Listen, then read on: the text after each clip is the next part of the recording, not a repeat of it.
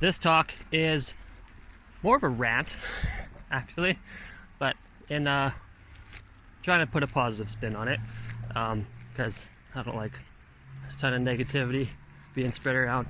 But it's kind of more a defense, I guess. So I had a client come in and said that she's relatively new, and she asked me, is CrossFit safe?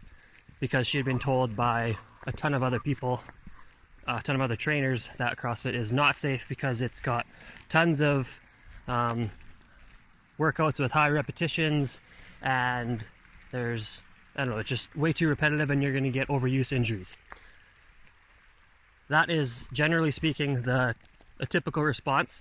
But if you take a look, or if you understand what's going on behind the scenes, like behind the programming, specifically at our gym, I don't know how other gyms program or what they all put into it, but there's a lot of thought that goes into programming. So every day of the week is different. There's a different muscle group. There's specific rep schemes and total rep counts that are taken into effect. Different movement patterns, whether it's single arm, single leg, double arm, double leg, global extension, global flexion, squat to hinge, pull to push. There's so many different things that get taken into account, and we try to balance it out as best as we can so that you create the best overall athlete. We also change up the type of system that we're using, whether it's aerobic, anaerobic, or whether we're working on strength. Every single day is different, and it's planned for a reason.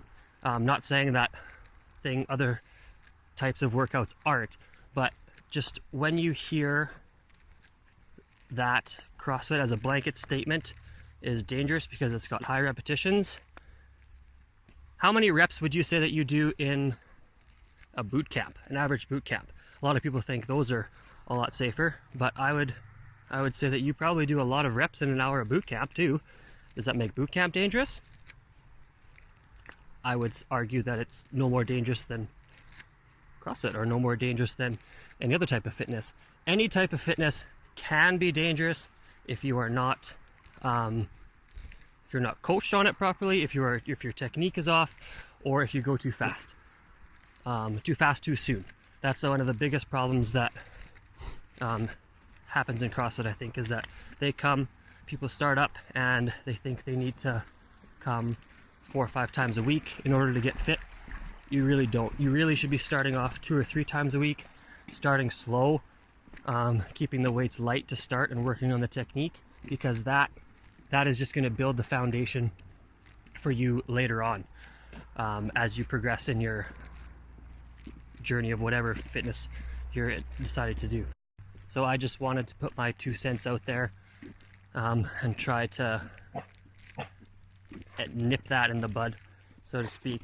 And the more people that hear about it, the better, because, like I said, can't speak for other CrossFit gyms, but I know that our gym does a really, really good job of programming and making sure that everything is variable and that we don't get too much of one movement over another, and it's always changing throughout the week. And we've also got like days that are just for quality. So what that means is slowing the whole workout down. Nobody is focused on how many rounds or reps you can get, anything like that. It's just meant to slow down and focus on quality of movement, which should be done everywhere. I think a lot of people get the idea that CrossFit is a little bit more dangerous because we keep track, we keep score, maybe. And like, we have these things called AMRAPs, which stands for as many rounds as possible in a given amount of time. It could be 3 minutes, 7 minutes, 15 minutes, 27 minutes, it doesn't matter. But maybe they think that it's bad because we keep score and your goal is to do as much as you can in that time. How else are you going to know if you're getting fitter? Like, you kind of got to keep score somehow. Like, you record weights and stuff for all your lifts, and maybe times for like your running and stuff like that. So why not keep time for all your other workouts and record the weights that you used in them? That only kind of makes sense. It just baffles me that people automatically assume that CrossFit is super, super dangerous. But when done properly, I think it's one of the best ways to get fit in general. It's got everything. It's got weightlifting, cardio, gymnastics.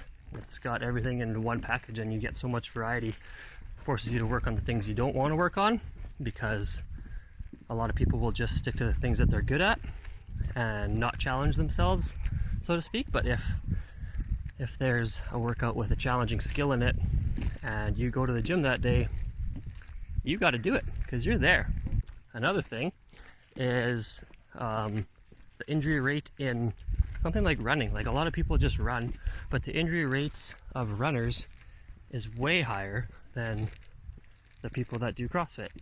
So, I mean, I'm not saying running is bad. It's not bad. It's usually just, so it's just that whole idea of overtraining. When it comes to CrossFit, people automatically assume that it's like overuse injury. Well, what about running? That's probably more so overuse injury. That's a repetitive activity. And yes, we do running in CrossFit, but it's not all the time. It's not every single day. A lot of people run every single day. And if you're training for something, that's fine. More than fine. If that's your goal, to run, then you run. But I'm just trying to bring up these points and arguments because I'm kind of tired of people bashing one fitness modality over another.